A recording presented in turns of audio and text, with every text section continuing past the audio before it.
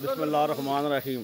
अच्छा जनाब, अज जनाब चौधरी फराज साहब के जनाब आर्डर देना असा मेन बाजार टोया मला बाजार, उस तो बाद जनाब चौक वाला दीस दुल्हन बाजार, नाश्ता बाजार, सारे पासे ना जनाब जनाब सेंटर इंस्पैक्टर साहब साढ़े को खलोते हैं। ए सुपरवाइजर जनाब जमशेद साहब राणा साहब, तो ये जनाब सिकंदर साहब, बशीर साहब, तो अरफाक साहब। इन्हें जनाब एक हफ्ता असा हफ्ता सफाई शुरू की है। तो इस वास्ते जनाब ना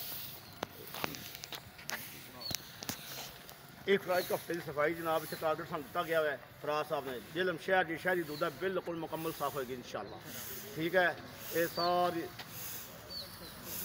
सफाई जनाब असा शहर में सानू टारगेट दिता गया शहर में मुकम्मल साफ करना है। तो इंशाअल्लाह ताला फराज साहब के कहने से जनाब अज असा टीम ला छोड़ी है। 4 सुपरवाइजर स्पैशल टीम लगी है, 4-5 सुपरवाइजर 15-20 साढ़े मुलाजम ने। ठीक है, सेंटर सुपरवाइजर जो होंगे सिपर। ठीक है जनाब, इन्हें सारा अज जनाब असें शुरू किया है। इंशाअल्लाह साडा बाजार A1 सफाई होगी इंशाअल्लाह।